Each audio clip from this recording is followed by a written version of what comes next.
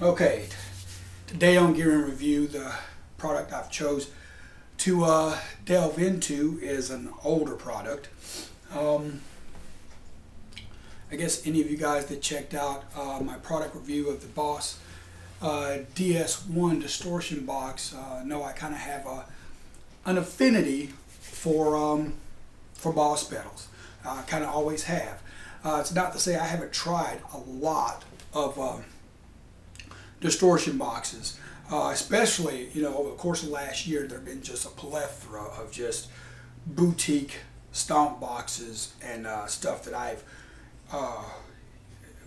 allowed myself to go in and out of here, to and fro. And I guess one of the things that brought me back to reviewing this pedal is actually that made me come back and really look at the pedal was I was trying every normal, or I guess I'll say budget level through to boutique level pedal I could get my hand on.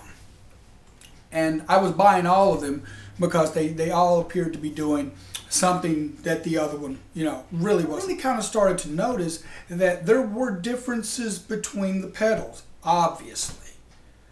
The thing I wasn't sure of is were there $200 differences between certain pedals, or were there just certain little nuances that were, yeah, that is a little different, but I'm not sure I would pay $150 more for that pedal for that one little nuance. And then when I finally got it narrowed down to my two favorite pedals, those two pedals had a lot of similarities to it. And I'm not going to call out the names of the pedals because I don't want to do anything bad to one company and good to another, because I think both those pedals are absolutely incredible pedals. But the problem that I had was there was not a night and day difference between the two pedals. It was more of a dusk and dark difference. It's like very subtle.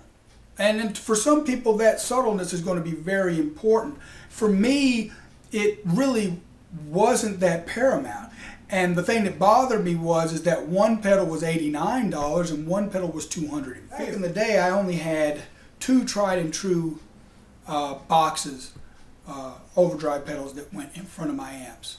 And that was, actually it was three. I told a lie. I had the Boss Super Overdrive, which we're reviewing today. I had a Boss Turbo Overdrive, which I don't know if they even make that one anymore. And I had the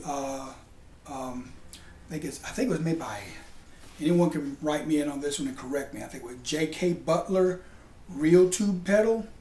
That is a smoking pedal too. If I ever find one of those on eBay, if anyone out there has one for sale, hit me up. I will definitely buy it. Today we're going to take this pedal and we're going to put it through its paces with two different guitars so you can get a pretty good idea of it. I'm going to use it like I used to back in the day with a more Strat style guitar. The amp, the cool thing about this pedal is it enhanced the gain without changing the overall tone of the guitar and amp, which is very important if what you were originally paying for was those two things. And we're going to show you what it's like when you use this thing, when you're running your amp all the way on super high gain, and then you need that little bit of extra kick for either lead lines, or it's sometimes not lead lines. Sometimes your super heavy gain channel is not heavy enough for the style of music you want to play. And depending on what type of music you're playing, high gain could be high gain could be Nickelback, depending on your definition of high gain, or high gain could be, Nevermore, Dream Theater, Nevermore, Jeff Loomis. You check out a lot of his videos, you check out a lot of the things he does. When he was playing Mesa and stuff like that, he had an Ibanez tube screamer on the floor feeding that Mesa. Not so much for the gain, but it tightens up the sound a little bit because Mesa tends to have a little bit of a loose end on its bass, and if you're doing stuff that's real technical, sometimes you can just tighten it, you can rein it in. Anyway, we're going to investigate all those different applications of this pedal. So we're going to get it hooked up, wired in, and just like I said, it's a good basic overdrive. Not it's not metal by any stretch of the imagination, but it's a good solid overdrive.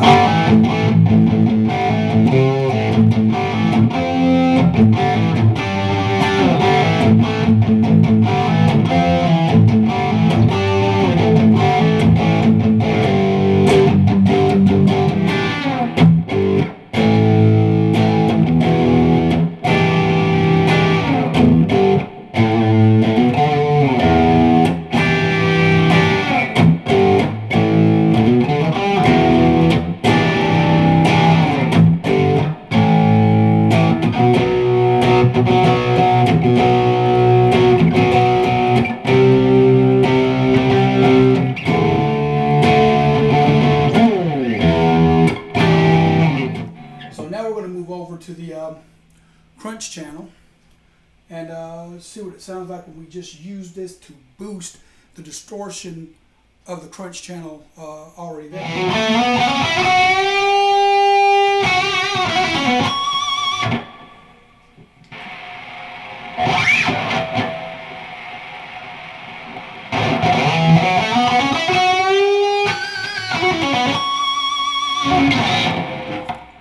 The way I would normally run it is I would only run everything here, maybe even here.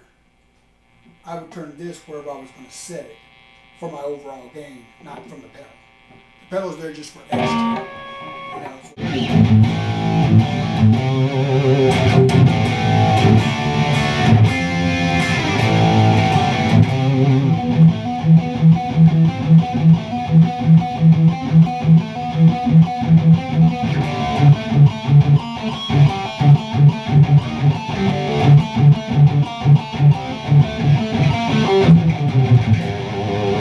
Stuff I was able to grab online, it appears that basically the Super Overdrive pedal was Boss's Boss throwing their hat in the ring to all the the Tube Screamer clones that were out there, and it was cheaper than the Tube Screamer by a few bucks.